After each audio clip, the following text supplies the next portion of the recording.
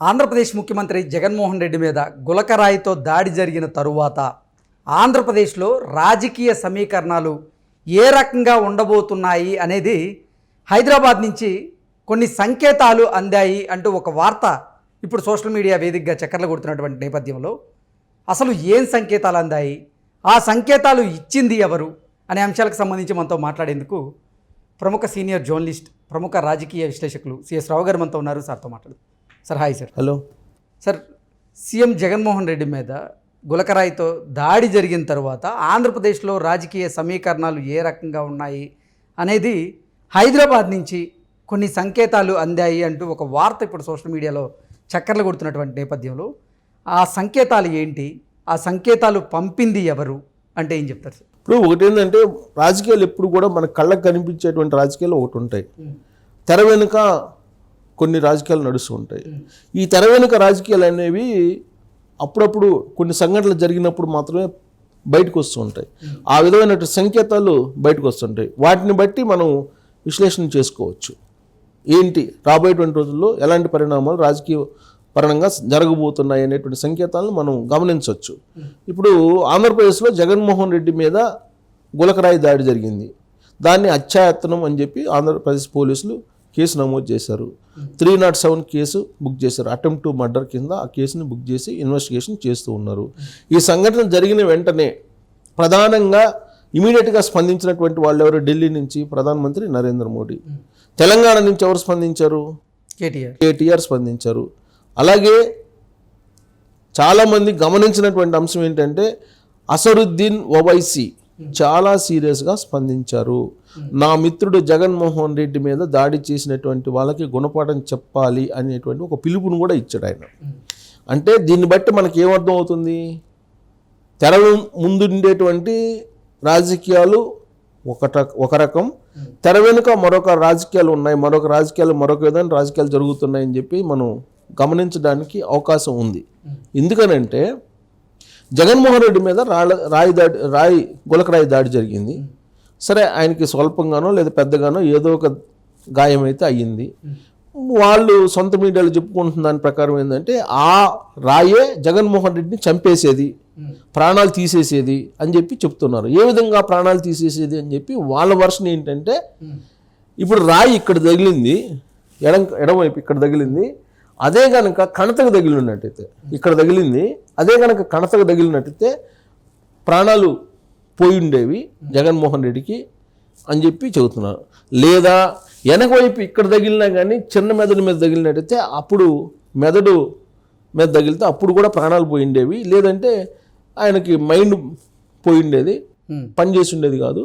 అందుకే ఆ కొట్టినటువంటి వాడు ఎవడైతే ఉన్నాడో వాడు చాలా నిష్ణాతుడు, వాడు చాలా ఎక్స్పర్టు, వాడు ఇంటర్నేషనల్ ఎక్స్పర్ట్ అని చెప్పి వాళ్ళు చెప్తున్నటువంటి వర్షను. ఎవరో కాదు, సజ్జల రామకృష్ణారెడ్డి చెప్తున్నటువంటి వర్షను. కొంచెం అటు ఇటు అయినట్టయితే జగన్మోహన్ రెడ్డి ప్రాణాలు పోయేవి అనేటువంటి ఒక భయంకరమైనటువంటి సిచ్యువేషన్ని ఎక్స్ప్లెయిన్ చేసే ప్రయత్నం సజ్జల రామకృష్ణారెడ్డి చెప్తున్నాడు.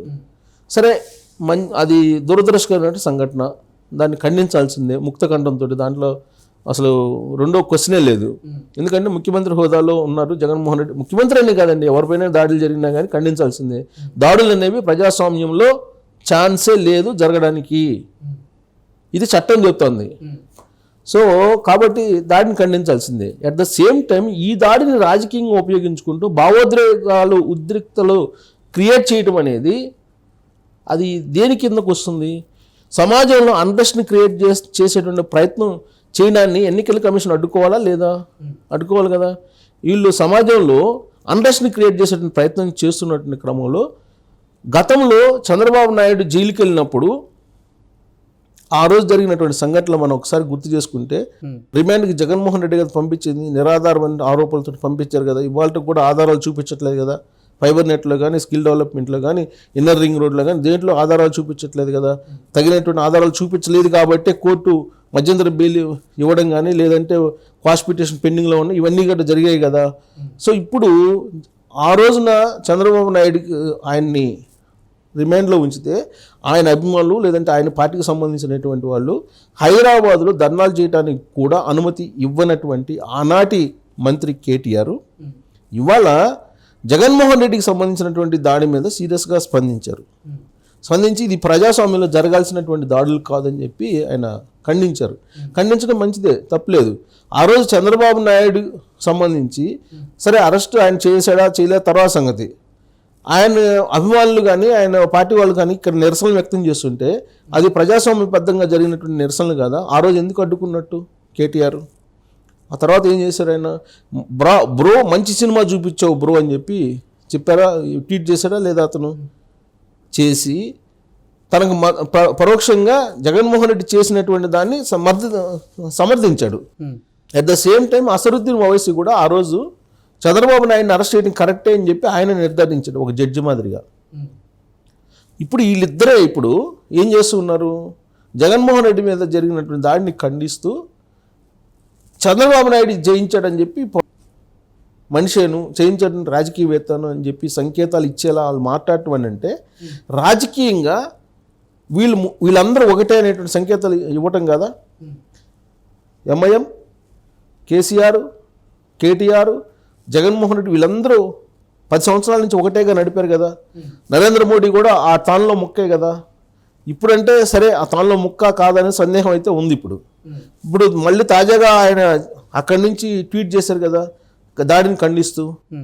చంద్రబాబు నాయుడు అరెస్ట్ అయినప్పుడు కనీసం రెస్పాండ్ కాలేదు కదా. పైగా బీజేపీ వాళ్ళు రెస్పాండ్ కావడానికి కూడా ముందుకు రాలేదు కదా. అంటే ఇప్పుడు జగన్మోహన్ రెడ్డికి అసలు అది గులకరాయా లేకపోతే ఆయన చేయించుకున్నారా చేశారా అనేది తేలకముందే నరేంద్ర మోడీ ఖండించడం అనేది రాజకీయాలకు అతీతమైన బంధం నరేంద్ర మోడీకి జగన్మోహన్ రెడ్డికి ఉంది అనేటువంటి సంకేతాలు ఇస్తున్నాయా లేదా ఆయనకేదో 5, 6 లేకపోతే 4 వస్తే ఎంపీలు, ఆ ఎంపీలు ఏమైనా జారిపోతాయనే భయంతో నరేంద్ర మోడీ జగన్మోహన్ రెడ్డికి మద్దతు ఇస్తూ ట్వీట్ చేశాడు అనేటువంటి అనుమానం కూడా కలుగుతుంది కదా. అంటే రాజకీయపరమైనటువంటి పరిణామాలకి ఇవన్నీ సంకేతాలే కదా. ఈ మొత్తం అంశాలు ఇవన్నీ సంకేతాలే కదా.